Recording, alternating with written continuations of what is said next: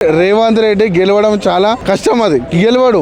రేపు రేవంత్ రెడ్డి ఒక సీటుకి వెళ్తాడా చూడండి రేపు ఎలక్షన్ లో.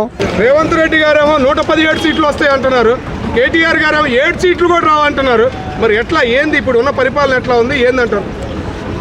రేవంత్ రెడ్డికి 110, 120 సీట్లు వస్తాయంటే ఎక్కడి నుంచి వస్తాయి, ఎందుకు వస్తాయి సీట్లు అనేది?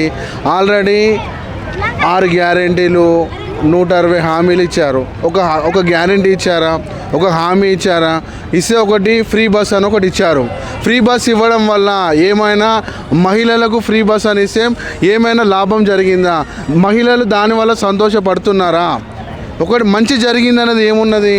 ఫస్ట్ ఆఫ్ ఆల్ ఏదైతే హామీలు ఇచ్చిల్లో, ఏదైతే గ్యారెంటీలు ఇచ్చిల్లో అవన్నీ ఇచ్చిన తర్వాత రేపు మీరు కూడా మొత్తం 119 నియోజకవర్గాలు ఉన్నాయి.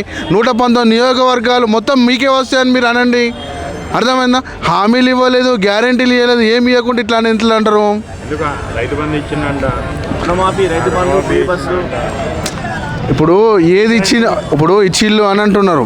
ఇవన్నీ అది ఇస్తాము ఇది ఇస్తాము అంటున్నారు. ఇచ్చినాము మాకు వచ్చింది అనేసి మీరు కూడా ఒకసారి పబ్లిక్లలో తిరిగి చేసుకోండి. ఇప్పుడు రేపు అఫ్కోర్స్ మీరు కూడా ఎక్కడ ఏం జరుగుతుంది ఏందనేసి మీరు కూడా ఫీడ్బ్యాక్ తీసుకుంటారు. ఫీడ్బ్యాక్ తీసుకున్నప్పుడు దీనివల్ల సంతోషపడ్డాము, దీనివల్ల మాకు బెనిఫిట్ ఉంది, దీనివల్ల మేము బాగుపడ్డాము అని చెప్పిన వాళ్ళు ఎవరైనా ఉన్నారా? కొందరు ఇప్పుడు ఇంతకుముందు ఉన్న ముఖ్యమంత్రులు, చాలామంది ముఖ్యమంత్రులు వేళ్ళు.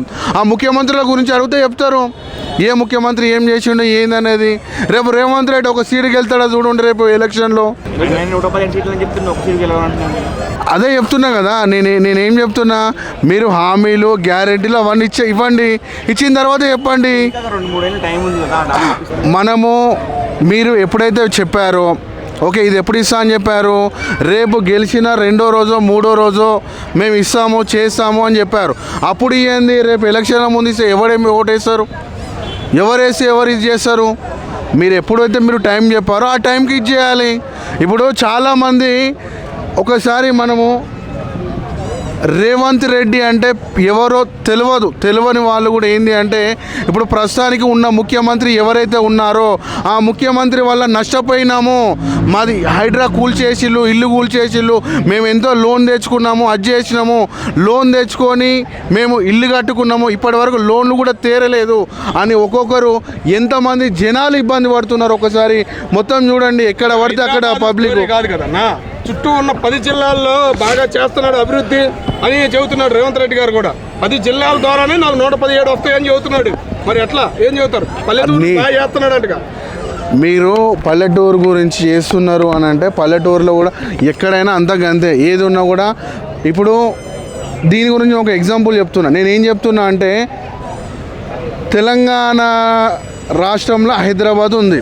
తెలంగాణ వేరు, తెలంగాణ హైదరాబాద్ వేరు, ఉన్న చుట్టుపక్కల ఉన్న విలేజెస్ వేరు కాదు కదా. ఏదైనా అంతా ఒకటే.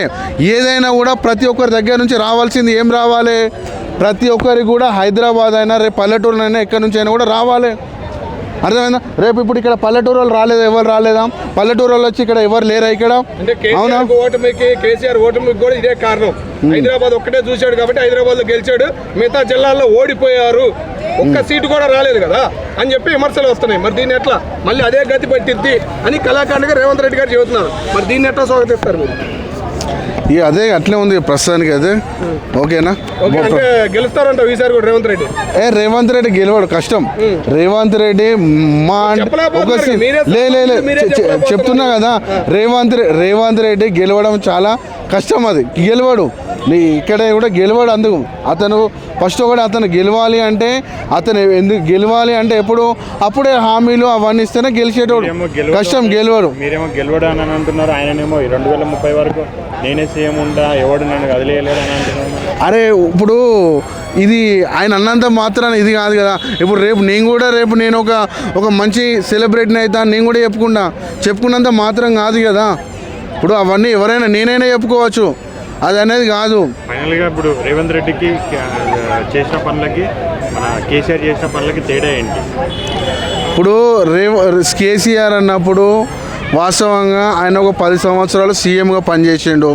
సీఎంగా పనిచేసినప్పుడు కేసీఆర్ కొన్ని పనులు చేసిండు అని చెప్పుకునేడానికి జనాల దగ్గర ఉంది. ఎంతో కొంత మాకు మేలు చేసిండు, అని ఒక దాదాపు ఒక 50% పబ్లిక్ అయినా కూడా కేసీఆర్ గురించి ఈ విధంగా చెప్పుకుంటారు. కానీ రేవంత్ రెడ్డి గురించి కూడా 10%, ఒక 5 మా అంటే ఒక 5% చెప్పుకుంటారు కావచ్చు, 2% చెప్పుకుంటారు కావచ్చు, 5% కూడా అవసరం లేదు, 2%. మామూలుగా ఒక 50% అయినా కూడా కేసీఆర్ 10 సంవత్సరాలు సీఎంగా ఉన్నప్పుడు ఆయన గురించి గొప్పగా చేపించుకున్నాడు. ఆ 50%లో వాళ్ళు చెప్పుకునే దాంట్లో కూడా ఫలితం ఉంది.